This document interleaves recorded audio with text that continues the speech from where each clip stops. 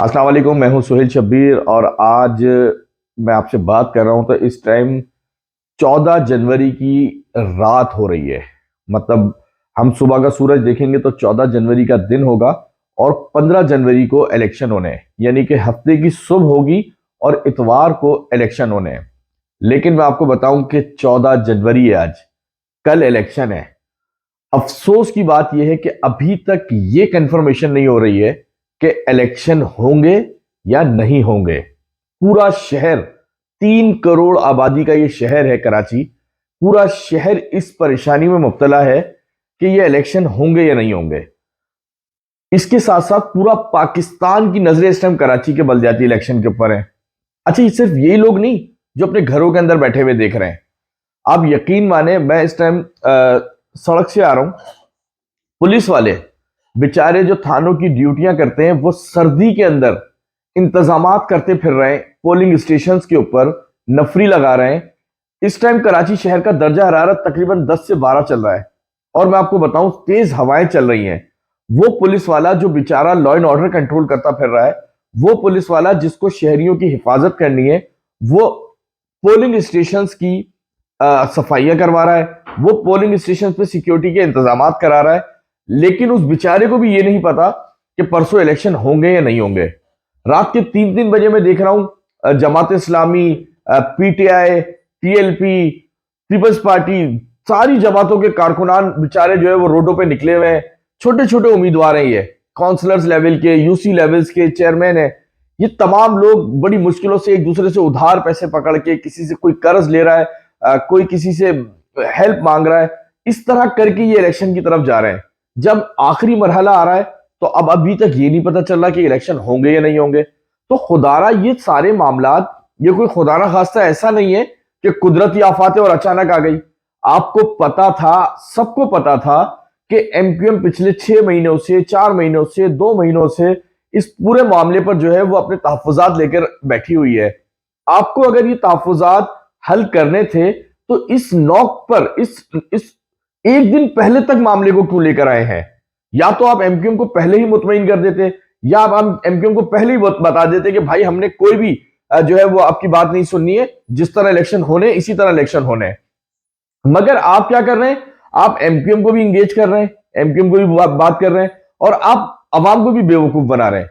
ये 3 करोड़ आबादी के शहर को इस टाइम आपने इतनी जहनी अजियत में मुब्तला कर रखा है कि लोगों को पता ही नहीं चल रहा कि होना क्या है। मैं किसी भी सियासी जमात की इस टाइम वो नहीं कर रहा हूं, मैं एक आम शहरी की बात कर रहा हूं। आम शहरी परेशान हुआ है। मैं अभी देख रहा हूं ना कि जो स्कूल के असातिज़ा हैं वो उनकी छुट्टियां मनसूख कर दी। जो आपके प्रेजाइडिंग ऑफिसर्स बनेंगे वो परेशान हुए हैं कि यार हमने जाना है, नहीं जाना है, क्या करना है, एक दिन रह गया बीच में। तो इस तरह की सिचुएशन यकीन जाने जो रूलिंग पार्टियां हैं उनके लिए बहुत नुकसानदेह है। लोग उनसे बदजन हो रहे हैं कि फैसला आप लोगों ने करना है। अब इलेक्शन कमीशन ने अगर फैसला कर ही दिया है तो भाई फिर इलेक्शन करा दें। इसमें इतना बड़ा अभाम क्या है?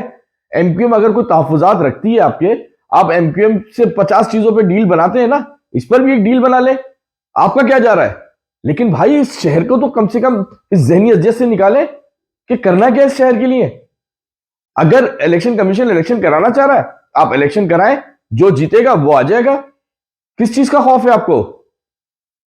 असल मसला यह हो रहा है कि एमक्यूएम के कंधे पर रखकर आप भी बंदूक चला रहे हैं। सिंध हुकूमत को मैं बोल रहा हूं, आप एमक्यूएम के कंधे पर रख के बंदूक चला रहे हैं।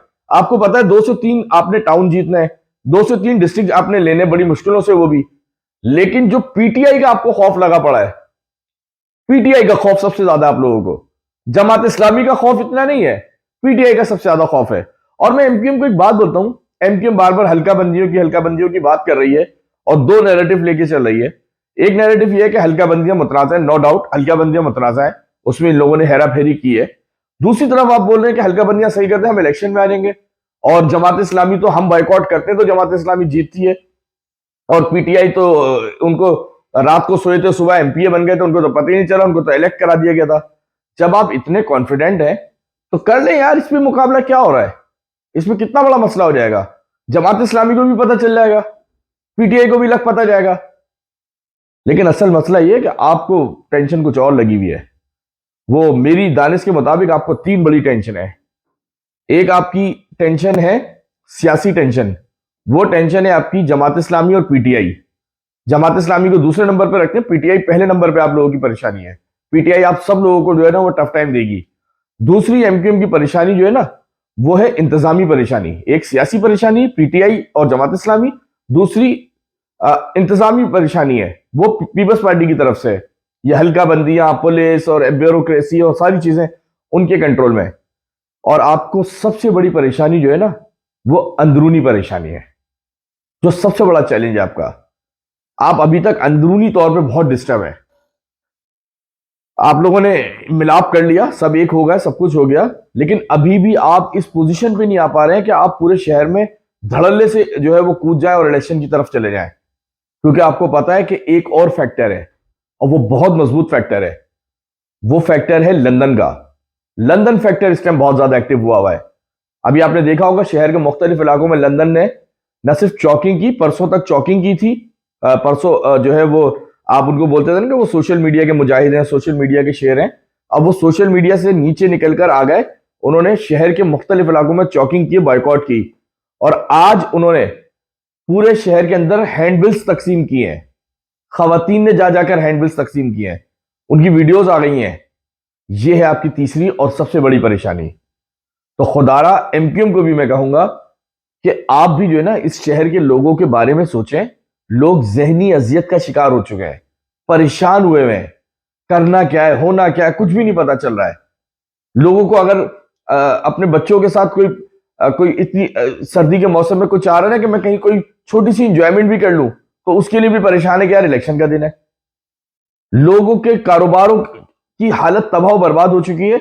लोग इस सूरत में होते हैं कि यार चलो सर्दी का कोई सीजन आ गया है, तो जो गर्म एशिया बेचने वाले लोग हैं वो लोग हैं, उन लोगों को थोड़ा सा फायदा होता है कि चलो इन दोनों से फायदा उठा लेते हैं, वो अलग परेशान हुए हैं। तो खुदारा अगर इलेक्शन नहीं कराने हैं तो एक बार बता दें कि नहीं कराने हैं। ये ड्रामा कल सलीमुल्लाह कलीमुल्लाह कलीमुल्लाह सलीमुल्लाह, मतलब एक मजाक बना के रख दिया आप लोगों ने। इस शहर को, इस शहर के लोगों को इंसान समझिए। इस सर्दी के मौसम में लोगों को परेशान ना करें। खुदा का वास्ता है आप लोगों को। आप लोग कराची शहर की कितनी खिदमत कर सकते हैं वो पूरा कराची आपको जानता भी है, पहचानता भी है। अब मसला सिर्फ इतना सा आ रहा है कि अब कराची वालों के जवाब देने का वक्त आ रहा है, तो आप सब लोगों को जो है वो मसले मसाइल हो रहे हैं। तो कोशिश करें कि अगर ये इलेक्शन हो जाते हैं तो होने दें, और अगर नहीं होते तो खुदा का वास्ता भी इलेक्शन का शोशा नहीं छोड़िएगा। बड़ी मेहरबानी।